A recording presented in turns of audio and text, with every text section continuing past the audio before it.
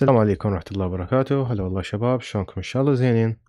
الفيديو اليوم إن شاء الله راح نسولف على حل مشكلة التعليق واللاج بالهواتف اللي تستخدم محاكي الإيثر اس اكس 2 اللي هو محاكي بلاي ستيشن 2 على أجهزة الهاتف.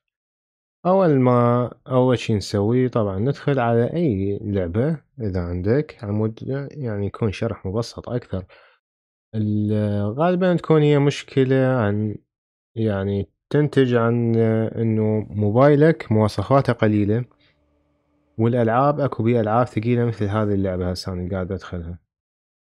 أول شي تسويه على مود تعطيك سلاسة أكثر باللعبة، خاصة إذا كانت مواصفات يعني جهازك ضعيفة راح تساعدك على إنه تلعب بشكل أفضل. أول ما ندخل على الإعدادات هنا، راح نجي على هذا المكان ندوس عليه، هاي شلون دويرة، نقول هذا آخر هيك شوية خلينا نشوف.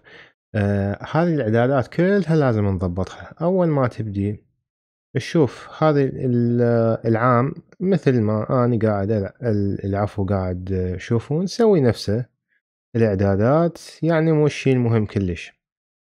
هنا يبدي عندك الشغل، هنا عندك بالنظام ماكو شي، عندك الرسومات أول ما تجي هنا على هذا الرسوم الجي بي يو اللي هو محرك اللعبة بيبر راح يشغلها. هنا اكو عندنا اوبن جي ال واكو سوفت وير واكو فولكن. طبعا سوفت وير اوبن جي ال ذن يعتمدن يعني على السوفت وير، يعتمد على المعالج اكثر او شغل الموبايل، والاوبن جي ال يعني مشغل قديم، فالفولكن هو افضل محرك للعبة.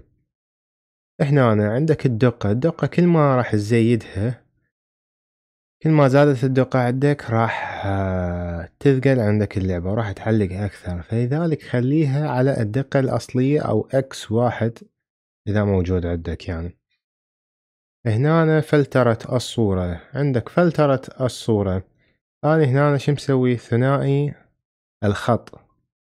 أنت إيش راح تسوي؟ نخليه على هذه أقرب مجاور، أقرب نقطة مجاورة أو هيك، يعني هذا الأول وحدة، هذا تخليه عليه هنا، هذا أفضل شيء يعني من حيث الأداء. بعد عندنا يا إعدادات، إحنا وين وصلنا هنا؟ تمام، استخدام الصورة المصغرة. هنا عوفة فلتر ثلاثية الخط، هذا تعطله تسويه على هذا افتراضي اللي هو معطل. فلتر غير متساوي هنا، تمام، هنا هم الطقة تعطيل، يعني تقريبا هذا أنسب شيء. هنا بهذه الإعدادات أكو هنا عندك هذه واكو ملء الشاشة. أكو بعض الأجهزة بملء الشاشة تطلع عندها شاشة مربعة، يعني اللعبة تطلع عبارة عن صورة مربعة، يعني مو كاملة، فيخليه على هذا أفضل له. أما إذا تناسب عنده العفو هذا،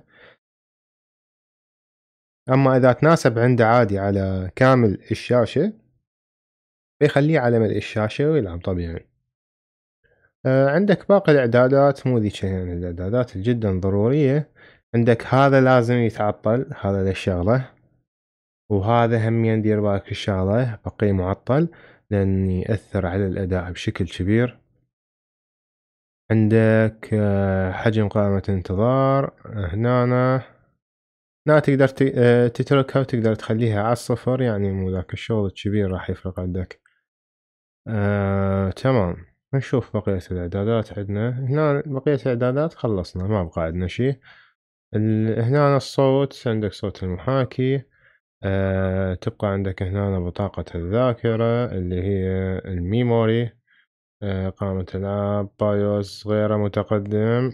هذا هو، احنا حاليا سوينا أفضل إعدادات.